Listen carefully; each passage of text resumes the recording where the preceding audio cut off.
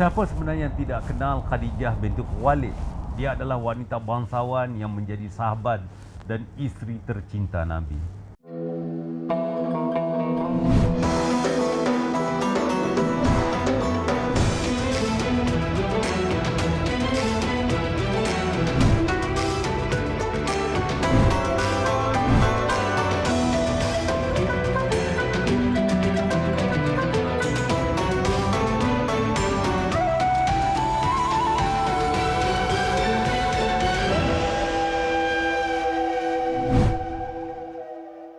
Ya, Assalamualaikum dan salam sukses. Selamat kita bertemu lagi sahabat-sahabat sekalian.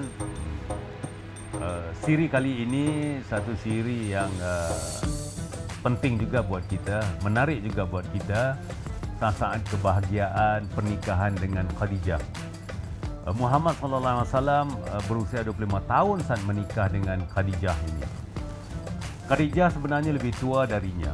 Begitupun Khadijah masih sangat menarik kerana dia berakhlak baik dan dihormati. Dia juga sebagai wanita dari surgawi. Hal ini ditegaskan oleh Nabi dalam hadisnya. Sebaik-baik wanita ahli syurga adalah Maryam binti Imran dan Khadijah binti Khuwailid.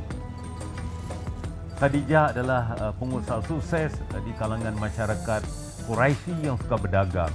Hampir 6 tahun usia setelah kematian bondanya, Muhammad tinggal 2 tahun di rumah kakeknya, 17 tahun di rumah pamannya, kemudian 28 tahun di rumah istrinya, sampai ia bermigrasi dari Mekah pada usia 53 tahun. Khadijah adalah wanita yang hidup dan besar dalam suku kaum Quraisy. Dia dilahirkan di kalangan keluarga yang cukup terhormat, 15 tahun sebelum tahun gajah. Dia adalah pedagang kaya yang sangat dihormati di kalangan orang-orang Quraisy. Sebelum menikah dengan Muhammad sallallahu alaihi wasallam, Khadijah sebenarnya pernah menikah sebanyak 2 kali. Suami pertama Khadijah adalah Abu Halah di Tamimi yang wafat dengan meninggalkan harta yang cukup banyak. Juga jaringan bisnes yang luas dan berkembang.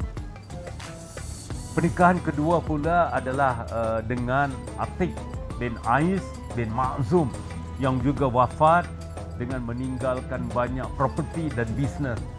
Jadi kalau kita lihat dari kisah itu, Khadijah menjadi orang yang terkaya di antara suku kaum Quraisy.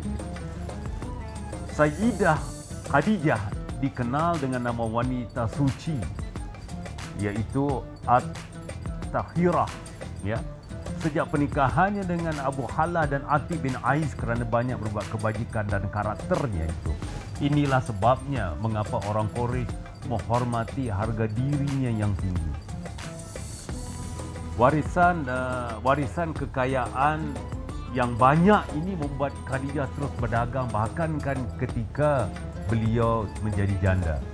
Jadi untuk melanjutkan perdagangan ini, Khadijah mulai merekrut beberapa karyawan yang dapat menjaga kepercayaan properti dan barang dagangan beliau. Karyawan akan menerima upah dan berbagi keuntungan sesuai dengan perjanjian. Luar biasa Khadijah. Ia dapat memilih orang-orang yang layak untuk terlibat dalam melakukan bisnes. Inilah sebenarnya membuat Khadijah cukup sukses menjadi pedagang terkaya di kota Makkah. Khadijah memiliki karyawan yang dapat diandalkan. Namanya yang terkenal adalah Maisarah. Ini telah kita sebut dalam siri yang sebelumnya. Maisarah adalah seorang pemuda yang berani dan cukup bertanggungjawab. Dia akan mengatur karyawan, menetapkan harga, juga memilih barang dagangan. Dan Maisarah lah yang melaporkan kepada Khadijah sosok anak muda yang menarik dengan sifat-sifat mulia seperti kejujuran, kepercayaan, amanah dan cahaya yang menerangi wajah Muhammad selama perjalanan dagang mereka. Kisah-kisah Muhammad meresap dalam jiwa Khadijah sehingga meningkatkan kecenderungannya untuk menikahi Muhammad ini.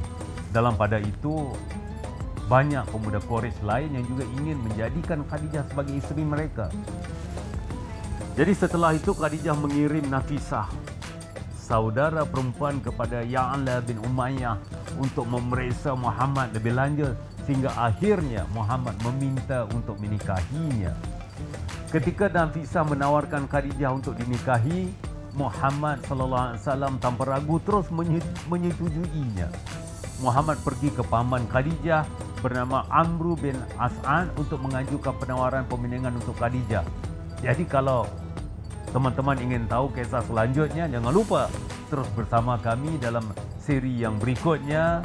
Sampai setakat ini, semoga kita semua dirahmati Allah, dilindungi Allah, dan insya Allah sukses dunia dan akhirat.